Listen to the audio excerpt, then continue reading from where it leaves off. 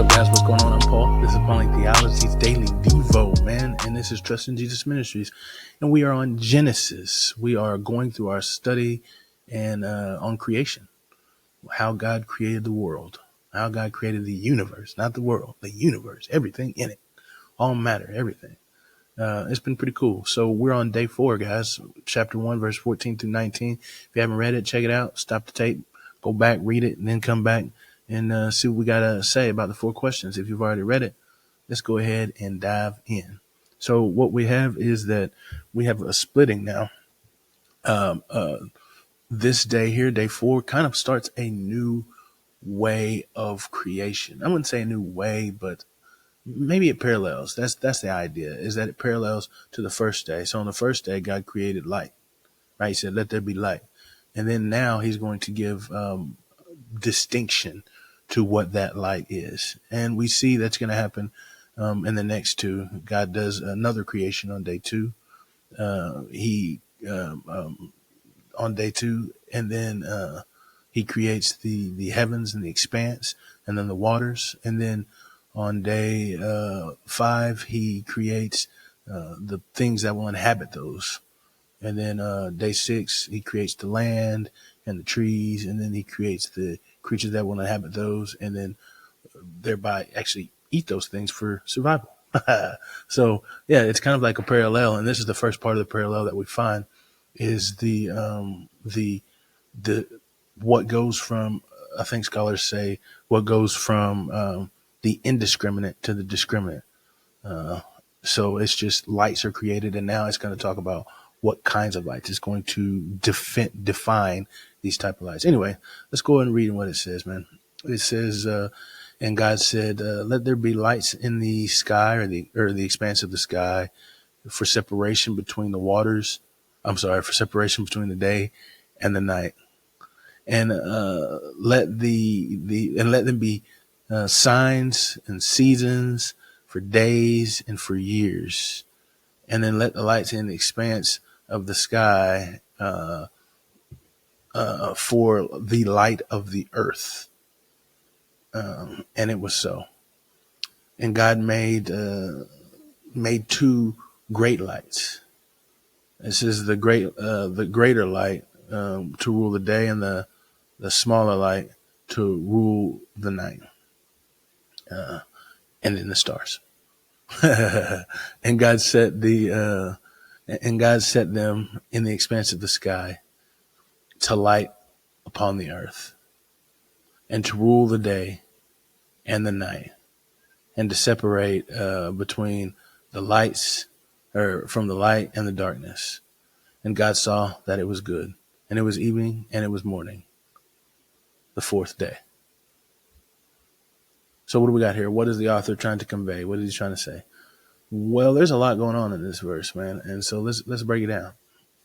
He says this, first off, that God created these lights, and he didn't give them a name.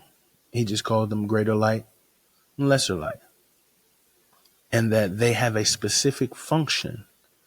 So they are subordinate to his will, but they have a specific function, and that is just to give us seasons, days, and years, to help us understand time. And then after this specific function that they have, they also he ends with it's funny because he ends with just and the stars. So he doesn't really go into like anything about the constellations that are also up there. It's just the stars. And he says also that this specific function was also just to light the earth and to separate the day and the night. And so that is important for us to check out.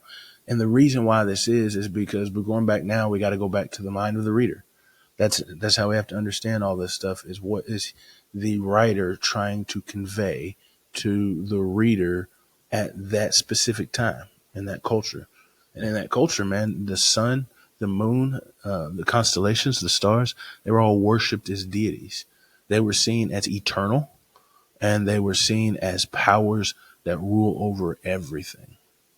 But the writer of this text has said something different. First, he said they're created. It says because God created these things. He is the one who has made them. And so they're not eternal and ongoing and forever. They are not gods, but they are objects. And these objects that they are have a specific function. They're not up there to control or rule or be worshiped. There is only one God. And their function is that they would light the earth, but then give us an understanding of time when things occur. That is the function of them. And then not only that, but the writer also intends to separate the idea of what these luminaries are by only saying they're luminaries, by only saying they're lights, because the sun had a name, like we call it now, sun. The moon had a name, but these names were associated with deities, with pagan deities. And so a term is that the author is demythologia. Oh man, I can't even say it, but it's taking the myth out of this, or the taking the godness, the deity out of these entities that are seen in that culture as God. He is removing that by not even giving them names, by just stating that they are lights, and these lights have a purpose. And one more thing I like to say about it is because I just heard Neil deGrasse talking about how the Bible was wrong because it said that the moon shone light. What he fails to realize is that these are phenomenological understandings. And I think I said that last time in the last episode, talking about how it is a person is perceiving the world. Not that he is making a scientific claim on an object being able to produce light. It is that the person writing these things is looking at something and making making a assumption, not an assumption, but making a description of what is happening by what is actually he is perceiving in his sight. That's why we say things like the sun rises. And then if you were to say the sun rises now, ain't nobody gonna be like, no, you're wrong. The sun ain't rising. The earth is turning. No.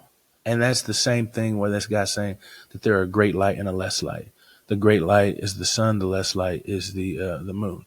It's not saying that it produces light, but that as you look at it, it has lights. Sorry for my wigging out and going off on Neil deGrasse there, because he's probably a lot smarter than me in his understanding of physics and all this stuff. But he should understand that the scriptures are talking about how they see things, not specifically the actuality of the moon reflecting the light of the sun.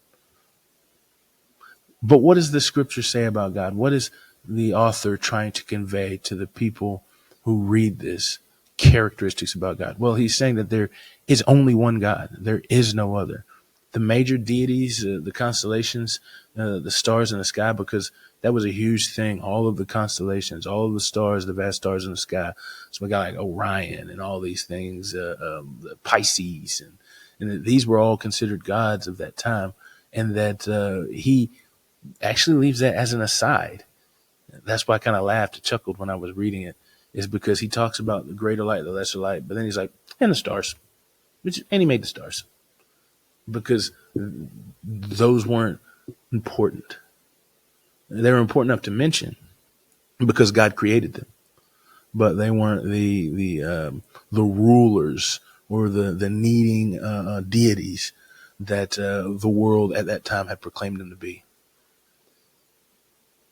So the author is saying there's no other gods. What is he saying about mankind? Well, this is a polemic or a testament to you don't worship anything other than God. There are no idols. Matter of fact, these idols are fake. They're not real. They have been created by God, the one who rules everything, the unseen one. The stars, the moon, the sun, you see those things and you think they are so great and majestic that you would desire to worship them.